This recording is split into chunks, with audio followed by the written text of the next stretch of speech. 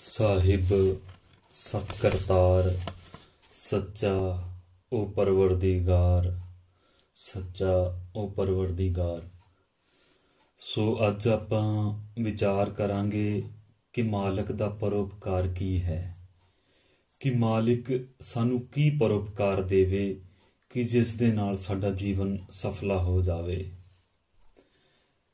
ਮਾਨਸ ਜਨਮ ਦਿੱਤਾ ਹੈ, ਇਹ ਵੀ ਸਾਡੇ ਉੱਤੇ ਉਸਨੇ ਪਰਉਪਕਾਰ ਕੀਤਾ ਹੈ। ਸੱਚੀ ਸੰਗਤ ਤੇ ਸੱਚੀ ਸੰਗਤ ਵਾਲਾ ਪਿਆਰ ਪਰਿਵਾਰ ਦਿੱਤਾ ਹੈ, ਸੇਵਾ ਦਿੱਤੀ ਹੈ, ਇਹ ਵੀ ਪਰਉਪਕਾਰ ਤੋਂ ਘੱਟ ਨਹੀਂ ਹੈ। ਰੰਗ ਰੂਪ ਪਰਉਪਕਾਰ ਨਹੀਂ ਹੁੰਦਾ। ਜ਼ਮੀਨ, ਕੋਠੀ, ਗੱਡੀ, ਪੈਸਾ, ਇਹ ਸਭ ਪਰਉਪਕਾਰ ਨਹੀਂ ਕਿ ਸਾਨੂੰ ਉਸਨੇ ਕੋਠੀਆਂ ਵਾਲੇ ਕਰ ਦਿੱਤਾ, ਗੱਡੀਆਂ ਵਾਲੇ ਕਰ ਦਿੱਤਾ ਜਾਂ ਜ਼ਮੀਨਾਂ ਵਾਲਾ ਕਰ ਦਿੱਤਾ ਹੈ। ਕਿਸੇ ਨੂੰ ਧਨ ਦੌਲਤਾਂ ਜਾਂ ਇੰਨੀ ਮਾਇਆ ਦੇ ਦੇਣਾ ਪਰਉਪਕਾਰ ਨਹੀਂ। ਹੋ ਸਕਦਾ ਹੈ ਕਿ ਉਸ ਨੂੰ ਭਰਮ ਦੇ ਵਿੱਚ ਰੱਖਿਆ ਜਾ ਰਿਹਾ ਹੋਵੇ। ਜਿਸ ਤਰ੍ਹਾਂ ਮੇਰੇ ਸਾਹਿਬ ਕਈ ਵਾਰ ਫਰਮਾਉਂਦੇ ਹਨ ਕਿ ਇੱਕ ਕਸਾਈ ਅਗਰ ਇੱਕ ਬੱਕਰੇ ਨੂੰ ਨਹਿਲਾ ਧੁਲਾ ਰਿਹਾ ਹੈ, ਉਸਦੀ ਚੰਗੀ ਸੇਵਾ ਕਰ ਰਿਹਾ ਹੈ, ਉਸ ਦਾ ਮਤਲਬ ਇਹ ਨਹੀਂ ਕਿ ਉਸ ਨਾਲ ਉਸਨੂੰ ਪਿਆਰ ਹੈ। ਉਸ ਦਾ ਭਾਵ ਇਹ ਹੈ ਕਿ ਈਦ ਆਉਣ ਵਾਲੀ ਹੈ, ਜਿਸ ਵਕਤ ਉਸ ਬੱਕਰੇ ਦੀ ਬਲੀ ਦੇ ਦਿੱਤੀ ਜਾਵੇਗੀ। ਚੰਗੀਆਂ ਧਨ ਦੌਲਤਾਂ, ਚੰਗੀਆਂ ਕੋਠੀਆਂ, ਜ਼ਮੀਨਾਂ, ਚੰਗਾ ਸੁੱਖ ਹੋ ਸਕਦਾ ਹੈ ਇਨਸਾਨ ਨੂੰ 84 ਦੇ ਵਿੱਚ ਹੀ ਰੱਖਿਆ ਜਾ ਸਕਦਾ ਹੋਵੇ। ਜੀਵ ਆਤਮਾ ਜਿਨ੍ਹਾਂ ਤੀਕਰ ਉਹਦੀ ਤ੍ਰਿਸ਼ਨਾ ਨਹੀਂ ਬੁਝਦੀ ਤਾਂ 84 ਹੀ ਭੋਗਦੀ ਰਹਿੰਦੀ ਹੈ। 84 ਭੋਗਣੀ ਹੈ ਤਾਂ ਸਾਨੂੰ ਸਦਾ ਮੰਗਦੇ ਹੀ ਰਹਿਣਾ ਪਵੇਗਾ। ਅਗਰ ਮੁਕਤੀ ਦਾ ਦੁਆਰਾ ਸਾਨੂੰ ਚਾਹੀਦਾ ਹੈ ਤਾਂ ਸਾਨੂੰ ਮਾਲਿਕ ਦੇ ਕੋਲੋਂ ਐਸਾ ਆਸ਼ੀਰਵਾਦ ਲੈਣਾ ਪਵੇਗਾ, ਐਸਾ ਕੋਈ ਪਦਾਰਥ ਜਾਂ ਸਿਮਰਨ ਮੰਗਣਾ ਪਊਗਾ ਜਿਸ ਦੇ ਨਾਲ ਸਾਡਾ ਜੀਵਨ ਮੁਕਤ ਹੋ ਜਾਵੇ। ਇਸ ਲਈ ਖਾਲਿਕ ਤੋਂ ਐਸਾ ਆਸ਼ੀਰਵਾਦ ਮੰਗੋ ਕਿ ਜੋ ਸਾਡੇ ਵਾਸਤੇ ਭਲਾ ਹੋਵੇ। ਜੋ ਸਾਡੇ ਵਾਸਤੇ ਭਲਾ ਹੈ ਉਹੀ ਆਸ਼ੀਰਵਾਦ ਪਰਮੇਸ਼ਵਰ ਦਾ ਪਰਉਪਕਾਰ ਹੈ। ਜੋ ਆਸ਼ੀਰਵਾਦ ਸਾਨੂੰ ਮੁਕਤ ਨਹੀਂ ਕਰ ਸਕਦਾ ਜਾਂ ਜੋ ਪਰਮੇਸ਼ਵਰ ਦੁਆਰਾ ਦਿੱਤੀ ਗਈ ਕੋਈ ਵੀ ਯੁਕਤੀ ਸਾਨੂੰ ਮੁਕਤ ਨਹੀਂ ਕਰ ਸਕਦੀ ਤਾਂ ਉਸ ਦਾ ਕੋਈ ਫਾਇਦਾ ਨਹੀਂ, ਸਾਨੂੰ 84 ਦੇ ਵਿੱਚ ਹੀ ਰੱਖੇਗੀ। ਹੋ ਸਕਦਾ ਹੈ ਕੋਈ ਐਸਾ ਪਰਉਪਕਾਰ ਜਾਂ ਐਸੀ ਸੇਵਾ ਦੇ ਦੇਵੇ ਮਾਲਿਕ ਜਿਸ ਨਾਲ ਅਸੀਂ ਅੱਗੇ ਮਾਨਸ ਜਨਮ ਲੈ ਸਕੀਏ, ਪਰ ਮੁਕਤੀ ਦਾ ਦੁਆਰਾ ਤਾਂ ਸਿਰਫ ਪਰਮੇਸ਼ਵਰ ਦਾ ਨਾਮ ਹੀ ਹੈ। ਅਗਰ ਪਰਮੇਸ਼ਵਰ ਨੇ ਐਸਾ ਪਰਉਪਕਾਰ ਕਰ ਦਿੱਤਾ ਤਾਂ ਸਾਨੂੰ ਉਸ ਦਾ ਰੰਗ ਚੜ੍ਹ ਜਾਏਗਾ। ਜੇ ਉਸ ਦਾ ਰੰਗ ਚੜ੍ਹ ਗਿਆ ਤਾਂ ਸਾਨੂੰ ਹਰ ਰੰਗ ਦੇ ਵਿੱਚੋਂ ਖੁਦਾ ਦਿਸੇਗਾ। ਜੇ ਹਰ ਰੰਗ ਦੇ ਵਿੱਚੋਂ ਖੁਦਾ ਦਿਸੇਗਾ ਤਾਂ ਅਸੀਂ ਸਮਝ ਸਕਾਂਗੇ ਕਿ ਅਕਾਲ ਪੁਰਖ ਕੀ ਹੈ। ਸੰਸਾਰਿਕ ਰੰਗ ਖੁਦਾ ਨੂੰ ਮਿਲਾਪ ਨਹੀਂ ਕਰਾ ਸਕਦੇ। ਜਿਹੜੇ ਸੰਸਾਰਿਕ ਰੰਗ ਮੋਹ ਮਾਇਆ, ਇਹ ਸਾਨੂੰ ਪਰਮਾਤਮਾ ਦੇ ਨਾਲ ਮਿਲਾਪ ਨਹੀਂ ਕਰਾ ਸਕਦੇ। ਸੰਸਾਰਿਕ ਰੰਗ 'ਚ ਰਹਿੰਦੇ ਹੋਏ ਸਾਨੂੰ ਇਹਨਾਂ ਰੰਗਾਂ ਤੋਂ ਵਿੱਚ ਰਹਿ ਕਰਕੇ ਨਿਸਵਾਰਥ ਹੋਣਾ ਪਵੇਗਾ। ਸੰਸਾਰਿਕ ਰੰਗ ਛੱਡ ਕੇ ਜਾਂ ਉਸ ਦਾ ਤਿਆਗ ਕਰਕੇ ਵੀ ਅਸੀਂ ਪ੍ਰਭੂ ਨੂੰ ਨਹੀਂ ਪਾ ਸਕਦੇ। ਉਸ ਦੇ ਵਿੱਚ ਰਹਿੰਦਿਆਂ ਹੋਇਆਂ ਸਾਨੂੰ ਐਸੀ ਯੁਕਤੀ ਸਿੱਖਣੀ ਪਵੇਗੀ ਕਿ ਸਾਨੂੰ ਸੰਸਾਰ ਦੇ ਵਿਕਾਰਾਂ ਦੇ ਵਿੱਚ ਰਹਿੰਦਿਆਂ ਹੋਇਆਂ, ਸੰਸਾਰਿਕ ਜੀਵਨ ਦੇ ਵਿੱਚ ਰਹਿੰਦਿਆਂ ਹੋਇਆਂ ਐਸਾ ਰੰਗ ਹੈ ਜੋ ਦੁਨੀਆਦਾਰੀ ਦਾ ਉਹ ਸਾਥੋਂ ਦੂਰ ਰਹੇ ਤੇ ਪਰਮੇਸ਼ਵਰ ਦੀ ਬੰਦਗੀ ਦੇ ਪਾਸੇ ਸਾਡਾ ਧਿਆਨ ਰਹੇ। ਇਹ ਇੰਨਾ ਆਸਾਨ ਨਹੀਂ ਹੈਗਾ, ਇੰਨਾ ਆਸਾਨ ਨਹੀਂ ਹੈ। ਇਹ ਯੁਕਤੀ ਐਸੀ ਹੈ ਜਿਵੇਂ ਕੋਈ ਇਨਸਾਨ ਪਾਣੀ ਦੇ ਵਿੱਚ ਡਿੱਗ ਪਵੇ, ਪਾਣੀ ਦੇ ਵਿੱਚ ਡਿੱਗਣ ਤੋਂ ਬਾਅਦ ਉਹ ਸੁੱਕਾ ਰਵੇ। ਇਹ ਇੱਕ ਐਸੀ ਯੁਕਤੀ ਹੈ ਕਿ ਸੰਸਾਰ ਦੇ ਵਿੱਚ ਰਹਿੰਦਿਆਂ ਹੋਇਆਂ, ਇਸ ਮਾਤਲੋਕ ਦੇ ਵਿੱਚ ਰਹਿੰਦਿਆਂ ਹੋਇਆਂ ਸੰਸਾਰਿਕ ਰੰਗਾਂ ਤੋਂ, 5 ਵਿਕਾਰਾਂ ਤੋਂ, 3 ਗੁਣਾਂ ਤੋਂ ਇਨਸਾਨ ਰਹਿਤ ਹੋਵੇ। ਰਜੋ ਤਮੋ ਗੁਣਾਂ ਤੋਂ, ਵਿੱਚ ਰਹਿੰਦਿਆਂ ਹੋਇਆਂ ਇਹਨਾਂ ਦੇ ਵਿੱਚ ਮੋਹਿਤ ਨਾ ਹੋਵੇ। 5 ਵਿਕਾਰਾਂ ਦੇ ਵਿੱਚ ਰਹਿੰਦਿਆਂ ਹੋਇਆਂ ਕੋਈ ਵੀ ਵਿਕਾਰ ਨੂੰ ਆਪਦੇ ਤਨ ਦੇ ਉੱਪਰ, ਆਤਮ ਰੂਪੀ ਤਨ ਦੇ ਉੱਪਰ ਲੱਗਣ ਨਾ ਦੇਵੇ, ਤਾਂ ਜਾ ਕੇ ਸਾਨੂੰ ਮੁਕਤੀ ਦਾ ਸਾਧਨ ਮਿਲ ਸਕਦਾ ਹੈ। ਇਹ ਸਾਨੂੰ ਸੱਚੀ ਸੰਗਤ, ਸੇਵਾ, ਸਿਮਰਨ ਕਰਨ ਨਾਲ ਹੀ ਮਿਲ ਸਕਦਾ ਹੈ। ਅਗਰ ਸਾਡਾ ਮਨ 5 ਵਿਕਾਰਾਂ ਦਾ ਇਸਤੇਮਾਲ ਕਰ ਰਿਹਾ ਹੈ, ਅਗਰ ਸਾਡਾ ਮਨ 5 ਵਿਕਾਰ ਦਾ ਇਸਤੇਮਾਲ ਕਰ ਰਿਹਾ ਹੈ, 5 ਵਿਕਾਰ ਕਿਹੜੇ ਹਨ? ਕਾਮ, ਕ੍ਰੋਧ, ਲੋਭ, ਮੋਹ, ਹੰਕਾਰ। ਅਗਰ ਸਾਡਾ ਮਨ 5 ਵਿਕਾਰਾਂ ਦਾ ਇਸਤੇਮਾਲ ਕਰ ਰਿਹਾ ਤਾਂ ਗਲਤ ਰਸਤੇ ਜਾ ਰਹੇ ਹਾਂ। ਕਾਲ ਦੇ 5 ਠੱਗ ਹਨ। ਜੋ 5 ਦੂਤ ਹਨ, ਇਹਨਾਂ ਨੂੰ ਹੀ 5 ਵਿਕਾਰ ਕਿਹਾ ਗਿਆ ਹੈ। ਇਨਸਾਨ ਕਈ ਵਾਰ ਕਾਮ ਦੇ ਵਿੱਚ ਗ੍ਰਸਤ ਹੋ ਕੇ ਸੰਸਾਰ ਦੇ ਸੁੱਖ ਭੋਗਦਾ ਰਹਿੰਦਾ ਹੈ, ਲੋਭ ਦੇ ਵਿੱਚ ਰਹਿ ਕੇ ਭੋਗਦਾ ਰਹਿੰਦਾ ਹੈ, ਕ੍ਰੋਧ ਦੇ ਵਿੱਚ ਆ ਕਰਕੇ ਆਪਣਾ ਸਭ ਕੁਝ ਗਵਾ ਲੈਂਦਾ ਹੈ, ਲੋਭ ਦੇ ਵਿੱਚ ਆ ਕੇ ਸਭ ਕੁਝ ਗਵਾ ਲੈਂਦਾ ਹੈ। ਇਹ ਸਾਰੇ ਜਿਹੜੇ 5 ਦੂਤ ਹਨ, ਇਹ ਸਾਨੂੰ ਪਰਮੇਸ਼ਵਰ ਦੀ ਬੰਦਗੀ ਨਾਲੋਂ ਤੋੜਦੇ ਹਨ ਅਤੇ ਉਸ ਰਸਤੇ ਜਾਣ ਤੋਂ ਰੋਕਦੇ ਹਨ। ਜਦੋਂ ਅਸੀਂ ਉਸ ਦੇ ਦਰ ਤੇ ਵੀ ਪਹੁੰਚਾਂਗੇ ਨਾ, ਤਾਂ ਵੀ ਸਾਨੂੰ ਰਿੱਧੀਆਂ ਸਿੱਧੀਆਂ ਮੋਹਿਤ ਕਰ ਲੈਣਗੀਆਂ। ਕਈ ਵਾਰ ਇਨਸਾਨ ਸਿਮਰਨ ਕਰਕੇ, 5 ਵਿਕਾਰਾਂ ਤੋਂ ਬਚ ਕਰਕੇ, ਤਾਂ ਰਜੋ ਤਮੋ ਗੁਣ ਤੋਂ ਨਿਸਵਾਰਥ ਹੋ ਕੇ ਪਹੁੰਚ ਵੀ ਜਾਂਦਾ ਹੈ ਉਸ ਦੇ ਦੁਆਰੇ। ਜਦੋਂ ਉਸ ਦੇ ਕੋਲ ਸਾਰੇ ਪੜਾਅ ਟੱਪ ਕਰਕੇ ਜਦੋਂ ਵਾਕ ਸਿੱਧੀ ਆਉਂਦੀ ਹੈ, ਤਾਂ ਉਹ ਸੋਚਦਾ ਹੈ ਕਿ ਮੇਰੇ ਵਚਨ ਪੂਰੇ ਹੋਣ ਲੱਗ ਪਏ ਹਨ। ਉਹ ਸਿੱਧੀ ਹੁੰਦੀ ਹੈ ਵਾਕ ਸਿੱਧੀ। ਜੋ ਲੋਕ ਦੇਖਦੇ ਹਨ ਕਿ ਇਸ ਦੇ ਵਚਨ ਪੂਰੇ ਹੁੰਦੇ ਹਨ, ਤੇ ਉਹ ਵੀ ਇਹਨਾਂ ਸੁੱਖਾਂ ਦੇ ਵਿੱਚ ਉਲਝ ਜਾਂਦਾ ਹੈ ਕਿ ਮੇਰੇ ਵਚਨ ਪੂਰਨ ਹੋਣ ਲੱਗ ਪਏ ਆ, ਸ਼ਾਇਦ ਮੈਂ ਹੀ ਪਰਮਾਤਮਾ ਹਾਂ। ਇਸੇ ਖੁਸ਼ੀ ਦੇ ਵਿੱਚ ਰਹਿੰਦਾ ਹੈ ਤੇ ਮੁਰੀਦ ਬਣ ਜਾਂਦੇ ਨੇ। ਹੌਲੀ ਹੌਲੀ ਕਰਕੇ ਮੁਰੀਦ ਵੱਧਦੇ ਜਾਂਦੇ ਹਨ।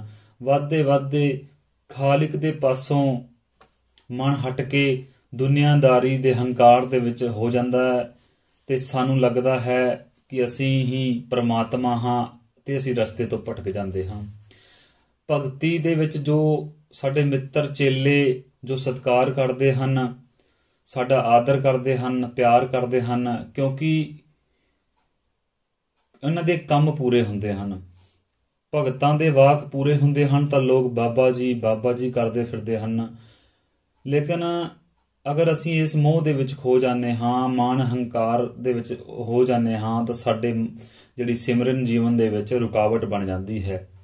ਰਿੱਧੀ ਸਿੱਧੀ ਤੋਂ ਸਾਨੂੰ ਕਰਮ ਨਹੀਂ ਲੈਣਾ ਚਾਹੀਦਾ। ਜਿਹੜਾ ਇਨਸਾਨ ਰਿੱਧੀਆਂ ਸਿੱਧੀਆਂ ਤੋਂ ਕਰਮ ਲੈਂਦਾ ਹੈ, ਤਾਂ ਉਹ ਰਸਤੇ ਦੇ ਵਿੱਚ ਹੀ ਖੁਆਰ ਹੁੰਦਾ ਰਹਿੰਦਾ ਹੈ। ਤਾਂ ਆਤਮਾ ਤੋਂ ਪਰਮਾਤਮਾ ਦਾ ਰਾਹ ਸਿਮਰਨ, ਜਾਂ ਬਾਬਾ ਫਰੀਦ, ਨਾਨਕ ਸਾਹਿਬ, ਕਬੀਰ ਸਾਹਿਬ ਵਰਗੇ ਮਹਾਂਪੁਰਸ਼ਾਂ ਦੇ ਰਸਤੇ, ਜਾਂ ਉਹਨਾਂ ਦੀ ਬਾਣੀ ਦੀ ਸਿੱਖਿਆ ਦੇ ਸਦਕੇ ਹੀ ਅਸੀਂ ਆਤਮਾ ਤੋਂ ਪਰਮਾਤਮਾ ਦਾ ਰਸਤਾ ਲੱਭ ਸਕਦੇ ਹਾਂ। ਚੰਗੇ ਕਰਮ ਕਰਾਂਗੇ ਤਾਂ ਮਨ ਸ਼ੁੱਧ ਹੋਵੇਗਾ। ਅਗਰ ਅਸੀਂ ਮਨ ਨੂੰ ਸ਼ੁੱਧ ਕਰਨਾ ਹੈ ਤਾਂ ਉਸ ਨੂੰ ਚੰਗੇ ਖਿਆਲਾਤ ਸੋਚਣੇ ਪੈਣਗੇ, ਚੰਗੀ ਸੇਵਾ ਕਰਨੀ ਪਵੇਗੀ, ਚੰਗੇ ਸੰਗਤ ਦੇ ਵਿੱਚ ਰਹਿਣਾ ਪਊਗਾ, ਤਾਂ ਜਾ ਕੇ ਸਾਡੇ ਇੱਕ ਕਰਮ ਵੀ ਚੰਗੇ ਹੋਣਗੇ ਤੇ ਮਨ ਸ਼ੁੱਧ ਹੋਵੇਗਾ। ਸੇਵਾ ਨਾਲ ਵੀ ਮਨ ਹੰਕਾਰੀ ਹੋ ਜਾਂਦਾ ਹੈ। ਕਈ ਵਾਰ ਇਨਸਾਨ ਕੋਈ ਕਹਿੰਦਾ ਹੈ ਕਿ ਮੈਨੂੰ ਇੰਨੇ ਸਾਲ ਹੋ ਗਏ ਸੇਵਾ ਕਰਦੇ ਨੂੰ, ਇਸ ਸੇਵਾ ਦੇ ਨਾਲ ਵੀ ਬੰਦੇ ਦਾ ਮਨ ਹੰਕਾਰੀ ਹੋ ਜਾਂਦਾ ਹੈ। ਜਪ ਤਪ ਦੇ ਨਾਲ ਵੀ ਇਨਸਾਨ ਦਾ ਜੋ ਮਨ ਹੈ ਉਹ ਹੰਕਾਰੀ ਹੋ ਜਾਂਦਾ ਹੈ। ਜਪ ਤਪ ਵਾਲਾ ਸੋਚਦਾ ਹੈ ਕਿ ਮੈਨੂੰ ਇੰਨਾ ਚਿਰ ਹੋ ਗਿਆ ਜਪ ਕਰਦੇ ਨੂੰ, ਤਪ ਵਾਲਾ ਸੋਚਦਾ ਹੈ ਸਾਨੂੰ ਇੰਨੇ ਸਾਲ ਹੋ ਗਏ ਤਪ ਕਰਦੇ ਨੂੰ। ਤੇ ਦਾਨ ਪੁੰਨ ਨਾਲ ਵੀ ਬੰਦੇ ਦੇ ਅੰਦਰ ਹੰਕਾਰ ਹੋ ਜਾਂਦਾ ਹੈ। ਦਾਨੀ ਸੋਚਦਾ ਹੈ ਕਿ ਮੈਂ ਬਹੁਤ ਦਾਨ ਪੁੰਨ ਕਰਦਾ ਹਾਂ। ਤੀਰਥ ਕਰਨ ਵਾਲਾ ਸੋਚਦਾ ਹੈ ਕਿ ਮੈਂ ਬੜੇ ਤੀਰਥ ਘੁੰਮ ਆਇਆ ਹਾਂ, ਤਾਂ ਮੇਰੀ ਮੁਕਤੀ ਤਾਂ ਨਿਵਾਰਿਆ ਹੀ ਹੋਏਗੀ। ਤਾਂ ਸ਼ਬਦ ਗਿਆਨ ਨਾਲ ਹੰਕਾਰ ਨੂੰ ਮਨ ਸ਼ੁੱਧ ਕੀਤਾ ਜਾ ਸਕਦਾ, ਸ਼ਬਦ ਦੇ ਗਿਆਨ ਨਾਲ ਹੀ। ਪਰ ਸ਼ਬਦ ਦਾ ਗਿਆਨ ਵੀ ਅਗਰ ਇਨਸਾਨ ਦੇ ਅੰਦਰ ਕਈ ਵਾਰ ਜ਼ਿਆਦਾ ਹੋ ਜਾਵੇ ਤਾਂ ਉਸ ਦੇ ਅੰਦਰ ਇਹ ਵੀ ਹੰਕਾਰ ਪੈਦਾ ਕਰ ਦਿੰਦਾ ਹੈ ਕਿ ਮੈਂ ਇੰਨਾ ਸਿਮਰਨ ਕਰਦਾ ਹਾਂ। ਜਾਂ ਕੋਈ ਇਨਸਾਨ ਕਹੇ ਕਿ ਤੁਸੀਂ ਭਾਈ ਸਾਹਿਬ ਕਿੰਨੇ ਸਾਲ ਹੋ ਗਏ ਨਾਮਦਾਨ ਲਏ ਨੂੰ, ਤਾਂ ਉਹ ਬੋਲਦਾ ਹੈ ਭਾਈ ਤੂੰ ਮੈਨੂੰ ਨਾਮਦਾਨ ਬਾਰੇ ਕੀ ਦੱਸੇਗਾ, ਮੈਨੂੰ ਤੂੰ ਉਸ ਟਾਈਮ ਜੰਮਿਆ ਵੀ ਨਹੀਂ ਸੀ ਜਿਸ ਟਾਈਮ ਮੈਂ ਨਾਮਦਾਨ ਲਿਆ ਸੀ। ਤਾਂ ਸਮਝੋ ਕਿ ਉਸ ਦੇ ਅੰਦਰ ਹੰਕਾਰ ਹੈ। ਉਸਨੇ ਨਾਮਦਾਨ ਲਿਆ ਜ਼ਰੂਰ ਹੈ, ਲੇਕਿਨ ਉਹ ਵਿਅਰਥ ਦਾ ਵਿਅਰਥ ਹੀ ਚਲਾ ਗਿਆ ਹੈ। ਇਹ ਉਸ ਦੇ ਅੰਦਰ ਹੰਕਾਰ ਪੈਦਾ ਕਰ ਦਿੱਤਾ ਹੈ ਕਿ ਮੇਰਾ ਨਾਮਦਾਨ ਲੈਣ ਦੇ ਨਾਲ ਹੀ ਮੈਂ ਮੁਕਤ ਹੋ ਜਾਵਾਂਗਾ। ਇਹ ਸਾਡਾ ਸਭ ਤੋਂ ਵੱਡਾ ਭੁਲੇਖਾ ਹੈ। ਅੱਜ ਸਾਡੇ ਕਰਮ ਚੰਡਾਲ ਰੂਪ ਪਕਸ਼ੀ ਵਰਗੇ ਹੋਏ ਪਏ ਨੇ। ਚੰਡਾਲ ਰੂਪ ਪਕਸ਼ੀ ਇੱਕ ਐਸਾ ਪਕਸ਼ੀ ਜੋ ਦੱਸਿਆ ਗਿਆ ਹੈ ਕਿ ਜੋ ਹਰ ਤਰ੍ਹਾਂ ਦੀ ਆਵਾਜ਼ ਕੱਢ ਲੈਂਦਾ ਹੈ। ਉਹ ਪਕਸ਼ੀ ਲੋਕਾਂ ਨੂੰ ਭਰਮਾਉਂਦਾ ਹੈ, ਦੂਸਰਿਆਂ ਦੀਆਂ ਆਵਾਜ਼ਾਂ ਕੱਢ ਕੇ ਅਗਰ ਕੋਈ ਪਕਸ਼ੀ ਉਸਦੇ ਨਜ਼ਦੀਕ ਆਉਂਦਾ ਹੈ ਤਾਂ ਉਸਨੂੰ ਖਾ ਜਾਂਦਾ ਹੈ, ਜੋ ਅੱਜ ਕੱਲ੍ਹ ਇਨਸਾਨੀ ਜੀਵ ਵੀ ਕਰ ਰਿਹਾ ਹੈ। ਠੱਗ ਰਿਹਾ ਹੈ, ਦਿਖਾਵਾ ਕਰ ਰਿਹਾ ਹੈ ਕਿ ਮੇਰਾ ਹਰ ਇਨਸਾਨ ਨਾਲ ਬਹੁਤ ਪਿਆਰ ਹੈ, ਪਰ ਜੋ ਇਨਸਾਨ ਉਸਦੇ ਨਜ਼ਦੀਕ ਆਉਂਦਾ ਹੈ ਉਸਨੂੰ ਠੱਗਣ ਦੀ ਕੋਸ਼ਿਸ਼ ਕਰਦਾ ਹੈ। ਜਾਨਵਰਾਂ ਵਰਗੇ ਗੁਣ ਧਾਰਨ ਕਰ ਰੱਖੇ ਹਨ। ਜਿਵੇਂ ਸੱਪ ਵੀ ਕਈ ਤਰ੍ਹਾਂ ਦੇ ਹੁੰਦੇ ਹਨ। ਅਗਰ ਸੱਪ ਕਈ ਫਨ ਚੱਕਦੇ ਹਨ, ਉਸ ਦੇ ਅੰਦਰ ਜ਼ਹਿਰ ਨਹੀਂ ਹੁੰਦਾ। ਇਵੇਂ ਹੀ ਕਈ ਤਰ੍ਹਾਂ ਦੇ ਇਨਸਾਨ ਹੁੰਦੇ ਹਨ ਜੋ ਕੌੜਾ ਬੋਲਦੇ ਹਨ, ਲੇਕਿਨ ਉਹਨਾਂ ਦੇ ਅੰਦਰ ਹੰਕਾਰ ਨਹੀਂ ਹੁੰਦਾ ਜਾਂ ਉਹਨਾਂ ਦੇ ਅੰਦਰ ਜ਼ਹਿਰ ਨਹੀਂ ਹੁੰਦਾ। ਕਈ ਸਰਪ ਬਹੁਤ ਸਹਿਜ ਦੇ ਨਾਲ ਇਨਸਾਨ ਦੇ ਕੋਲ ਆ ਜਾਂਦੇ ਆ ਤੇ ਉਹ ਸਰਪ ਸਹਿਜ ਦੇ ਨਾਲ ਇਨਸਾਨ ਦੀ ਜਾਨ ਕੱਢ ਲੈਂਦੇ ਹਨ। ਐਸੇ ਸਰਪ ਤੇ ਐਸੇ ਵਿਅਕਤੀਆਂ ਤੋਂ ਸਾਨੂੰ ਬਚਣ ਦੀ ਲੋੜ ਹੈ ਜੋ ਸਰਪ ਰੂਪੀ ਜ਼ਹਿਰ ਆਪਦੇ ਅੰਦਰ ਲੈ ਕੇ ਫਿਰਦੇ ਹਨ। ਖੈਰ, ਜੋ ਕਰਮ ਕਰੇਗਾ ਉਹ ਭੋਗੇਗਾ ਜ਼ਰੂਰ। ਫਰੀਦਾ ਬੁਰੇ ਦਾ ਭਲਾ ਕਰ ਗੁੱਸਾ, ਮਨ ਨਾ ਹੰਢਾ, ਦੇਹੀ ਰੋਗ ਨਾ ਚੱਲਣਾ, ਜਿੰਦੂ ਕੁ ਸਮਝਾ। ਤਾਂ ਉਸ ਫਰੀਦ ਸਾਹਿਬ ਬੋਲਦੇ ਹਨ ਕਿ ਕੋਈ ਜੋ ਵੀ ਕਰਮ ਕਰੇਗਾ ਉਹ ਭਰੇਗਾ ਜ਼ਰੂਰ, ਤੂੰ ਉਦਾਸ ਨਾ ਹੋ। ਜਪ ਤਪ ਮੌਨ ਨਾਲ ਕਰਮ ਨਹੀਂ ਕਰਦੇ। ਜਪ ਤਪ ਅਗਰ ਸੋਚਦਾ ਹੈ ਇਨਸਾਨ ਕਿ ਜਪ ਤਪ ਕਰਮ ਦੇ ਨਾਲ ਕਰਮ ਕੱਟ ਜਾਣਗੇ ਤਾਂ ਇਹ ਉਸਦਾ ਸਭ ਤੋਂ ਵੱਡਾ ਭੁਲੇਖਾ ਹੈ। ਜਪ ਤਪ ਨਾਲ ਮਨ ਹੰਕਾਰੀ ਤਾਂ ਹੋ ਸਕਦਾ ਹੈ, ਲੇਕਿਨ ਕਰਮ ਨਹੀਂ ਕੱਟਦੇ। ਪੰਜ ਪੰਜ ਧੂਣੀਆਂ ਹਨ ਜੋ ਤਪੀ ਜਾ ਰਹੀਆਂ ਨੇ ਤੇ ਵੱਧਦੀਆਂ ਨੇ। ਇਹ ਪੰਜ ਵਿਕਾਰ ਅਗਰ ਇਨਸਾਨ ਦੇ ਅੰਦਰ ਵੱਧਦੇ ਜਾਂਦੇ ਹਨ ਤਾਂ ਉਸਦੀ ਦੇਹੀ ਦਾ ਨਾਸ਼ ਹੋ ਜਾਂਦਾ ਹੈ। ਮੰਨ ਲਓ ਜਿਸ ਤਰ੍ਹਾਂ ਗਾਏ ਇੱਕ ਭਗਤ ਪੂਰਨ ਹੋਇਆ ਹੈ, ਜਿਸ ਦਾ ਪਿਤਾ ਸਲਵਾਨ ਸੀ ਤੇ ਮਾਤਾ ਇਸ਼ਰਾ ਸੀ। ਭਗਤ ਪੂਰਨ ਜਿਸ ਵਕਤ ਜਨਮ ਹੋਇਆ ਤਾਂ ਉਸਨੇ ਪੰਡਤਾਂ ਦੇ ਕੋਲ ਬਿਠਾ ਕਰਕੇ ਪੁੱਛਿਆ ਕਿ ਮੇਰਾ ਬੇਟਾ ਕੀ ਬਣੇਗਾ। ਤਾਂ ਉਹਨਾਂ ਨੇ ਸ਼ੋਧ ਕਰਕੇ ਜਾਂ ਆਪਦੀ ਕਿਰਤ ਵਿਦਿਆ ਲਾ ਕਰਕੇ ਦੱਸਿਆ ਕਿ ਤੂੰ ਆਪਦੇ ਬੱਚੇ ਨੂੰ 12 ਸਾਲ ਵਾਸਤੇ ਆਪਦੇ ਤੋਂ ਦੂਰ ਕਰ ਦੇ, ਨਹੀਂ ਤਾਂ ਤੇਰੇ ਇਸ ਮਹਿਲ ਦਾ ਨਾਸ ਹੋ ਜਾਵੇਗਾ। ਤਾਂ ਉਸ ਰਾਜੇ ਨੇ ਇਸੇ ਤਰ੍ਹਾਂ ਹੀ ਕੀਤਾ। ਉਸਨੂੰ ਆਪਦੇ ਤੋਂ 12 ਸਾਲ ਦੂਰ ਇੱਕ ਭੋਰੇ ਦੇ ਵਿੱਚ ਬਿਠਾ ਦਿੱਤਾ ਗਿਆ। ਉੱਥੇ ਉਹ ਰਹਿ ਕੇ 12 ਸਾਲ ਦੇ ਵਿੱਚ ਉੱਥੇ ਹੀ ਰਿਹਾ। ਭੋਰੇ ਦੇ ਵਿੱਚੋਂ ਕਿਸੇ ਦੇ ਮੱਥੇ ਲੱਗਣ ਨਾ ਦਿੱਤਾ ਗਿਆ। ਇਸੇ ਤਰ੍ਹਾਂ ਹੀ ਇੱਕ ਮਾਤਾ ਹੋਈ ਹੈ ਜਿਸ ਦਾ ਜੋ ਭਗਤ ਪੂਰਨ ਸੀ ਉਸ ਦੇ ਨਾਲ ਸੰਬੰਧ ਸੀ। ਭਗਤ ਪੂਰਨ ਇੱਕ ਪਿਛਲੇ ਜਨਮ ਦੇ ਵਿੱਚ ਬਹੁਤ ਪੁਰਬਲੇ ਕਰਮ ਕੀਤੇ ਹੋਣ ਸਨ ਕਿ ਉਹ ਇੱਕ ਸਾਧੂ ਸੀ। ਸਾਧੂ ਜੋ ਜਪ ਤਪ ਕਰ ਰਿਹਾ ਸੀ। ਜਪ ਤਪ ਕਰਦੇ ਹੋਏ ਇੱਕ ਸ਼ਿਕਾਰੀ ਉਸ ਦੇ ਕੋਲ ਆਇਆ। ਉਸ ਸਾਧੂ ਨੇ ਮੌਨ ਵਕਤ ਧਾਰਿਆ ਹੋਇਆ ਸੀ। ਗੱਲ ਚੱਲ ਰਹੀ ਹੈ ਕਿ ਸੂਖਸ਼ਮ ਕਰਮ, ਜ਼ਰੂਰੀ ਨਹੀਂ ਕਿ ਸਾਡੇ ਹੱਥ ਕਰਮ ਕਰਦੇ ਹਨ। ਮੈਂ ਮਨ ਨਹੀਂ ਬੋਲਦਾ ਜਾਂ ਜ਼ੁਬਾਨ ਨਹੀਂ ਬੋਲਦੀ ਤਾਂ ਸਾਨੂੰ ਉਸ ਕਰਮ ਦਾ ਭੋਗਣਾ ਨਹੀਂ ਪਊਗਾ, ਸਾਨੂੰ ਭੋਗਣਾ ਪਵੇਗਾ। ਜਿਸ ਤਰ੍ਹਾਂ ਉਸ ਪੂਰਨ ਭਗਤ ਨੇ ਗਊ ਪਾਸੇ ਇਸ਼ਾਰਾ ਕਰਕੇ ਦੱਸਿਆ ਕਿ ਇਹ ਸ਼ਿਕਾਰੀ ਇਸ ਪਾਸੇ ਗਈ ਹੈ, ਤਾਂ ਉਸ ਦਾ ਕੀ ਹਸ਼ਰ ਹੋਇਆ ਕਿ ਭਗਤ ਪੂਰਨ ਦੀਆਂ ਹੱਥਾਂ ਬਾਹਾਂ ਕੱਟੀਆਂ ਗਈਆਂ। ਕੱਟ ਕਰਕੇ ਉਸ ਦੇ ਉੱਪਰ ਲਾਂਛਨ ਲੱਗਾ ਤਾਂ ਉਸਨੂੰ ਇਸ ਚੀਜ਼ ਦਾ ਨਤੀਜਾ ਭੁਗਤਣਾ ਪਿਆ। ਗੋਰਖਨਾਥ ਨੇ ਕੱਚੇ ਧਾਗੇ ਦੇ ਨਾਲ ਉਸਦੀ ਪ੍ਰੀਖਿਆ ਲਈ। ਪ੍ਰੀਖਿਆ ਲੈਣ ਤੋਂ ਬਾਅਦ ਉਸਨੂੰ ਆਪਦਾ ਸਿੱਸ਼ਿਆ ਬਣਾਇਆ ਤੇ ਸਾਰੀ ਜ਼ਿੰਦਗੀ ਉਹ ਗੋਰਖਨਾਥ ਦੇ ਚੇਲੇ ਦੇ ਰੂਪ ਦੇ ਵਿੱਚ ਉਸਨੇ ਸਦਾ ਸਿਮਰਨ ਰੂਪ ਹੋ ਕਰਕੇ ਤੇ ਧੂਣੇ ਦੀ ਸੇਵਾ ਕੀਤੀ। ਪੂਰਨ ਗੁਰੂ ਦਾ ਸ਼ਬਦ ਤੇ ਸਾਡਾ ਅਭਿਆਸ ਕਰਮ ਕੱਟਦਾ ਹੈ। ਅਗਰ ਸਾਡੇ ਅੰਦਰ ਪੂਰਨ ਗੁਰੂ ਦਾ ਸ਼ਬਦ ਨਹੀਂ ਹੈ ਤੇ ਸਾਡੇ ਅੰਦਰ ਅਭਿਆਸ ਨਹੀਂ ਹੈ, ਅਗਰ ਸ਼ਬਦ ਲੈ ਕਰਕੇ ਅਸੀਂ ਸਿਰਫ ਬੈਠ ਜਾਂਦੇ ਹਾਂ ਜਾਂ ਅਭਿਆਸ ਨਹੀਂ ਕਰਦੇ ਤਾਂ ਸਾਡਾ ਕਰਮ ਨਹੀਂ ਕੱਟੇਗਾ। ਖੋਜ ਕਰਨ ਨਾਲ ਗਿਆਨ ਤੇ ਪੂਰਨ ਗੁਰੂ ਮਿਲਦਾ ਹੈ। ਅਗਰ ਅਸੀਂ ਖੋਜ ਕਰਦੇ ਹਾਂ ਸਾਨੂੰ ਪੂਰਨ ਗੁਰੂ ਤੇ ਗਿਆਨ ਮਿਲਦਾ ਹੈ। ਕਈ ਵਾਰ ਮਿਲ ਕੇ ਸਾਨੂੰ ਹੰਕਾਰ ਵੀ ਹੋ ਜਾਂਦਾ ਹੈ, ਕਈ ਵਾਰ ਪੂਰਨ ਸ਼ਬਦ ਮਿਲ ਕੇ ਹੰਕਾਰ ਹੋ ਜਾਂਦਾ ਹੈ, ਕਈ ਵਾਰ ਪੂਰਨ ਗੁਰੂ ਮਿਲ ਜਾਂਦਾ ਹੈ ਤਾਂ ਉਸ ਦੇ ਉੱਪਰ ਹੰਕਾਰ ਹੋ ਜਾਂਦਾ ਹੈ। ਸੋ ਸਾਨੂੰ ਸਿਮਰਨ ਕਰਕੇ ਜੀਵਨ ਬਿਤਾਉਣਾ ਚਾਹੀਦਾ ਹੈ। 5 ਵਿਕਾਰ ਔਰ 3 ਗੁਣਾਂ ਦੇ ਵਿੱਚ ਰਹਿੰਦੇ ਹੋਏ ਸਾਹਿਬ ਨਾਲ ਜੁੜ ਕੇ ਸਿਮਰਨ, ਗੁਰੂ ਚਰਨਾਂ ਦੇ ਵਿੱਚ ਜੁੜ ਕਰਕੇ ਮੁਕਤੀ ਦੀ ਖੋਜ ਕਰਨੀ ਚਾਹੀਦੀ ਹੈ। ਸਿਰਫ ਸਵਾਰਥਾਂ ਦੇ ਵਿੱਚ ਹੀ ਨਹੀਂ ਭੱਜੇ ਰਹਿਣਾ ਚਾਹੀਦਾ। ਤਾਂ ਸਾਨੂੰ ਇਸੇ ਤਰ੍ਹਾਂ ਹੀ ਪਰਮੇਸ਼ਵਰ ਦੀ ਬੰਦਗੀ ਦੇ ਵਿੱਚ ਹੀ ਸਦਾ ਸਮਾਂ ਬਿਤਾਉਣਾ ਚਾਹੀਦਾ ਹੈ। ਪਰਮੇਸ਼ਵਰ ਦੇ ਅੱਗੇ ਅਰਦਾਸ ਕਰਨੀ ਚਾਹੀਦੀ ਹੈ ਕਿ ਸਾਹਿਬ ਮੈਨੂੰ ਤੂੰ ਇੱਕ ਸੱਚੇ ਗੁਰੂ ਦੇ ਨਾਲ ਮਿਲਾ ਕਰ ਦੇ, ਇੱਕ ਸੱਚਾ ਸ਼ਬਦ ਦੇ ਸਾਈਂ, ਜਿਸ ਦੇ ਨਾਲ ਮੈਂ ਆਪਦਾ ਸੰਸਾਰਿਕ ਜੀਵਨ ਹੈ ਉਹ ਵੀ ਸੁਖੀ ਕਰ ਲਵਾਂ ਤੇ ਅੱਗੇ ਆਉਣ ਵਾਲਾ ਸਮਾਂ ਭਵ ਸਾਗਰ ਦੇ ਵਿੱਚੋਂ ਤੇਰੇ ਸਿਮਰਨ ਦੇ ਸਦਕੇ ਮੈਂ ਪਾਰ ਲੰਘ ਜਾਵਾਂ।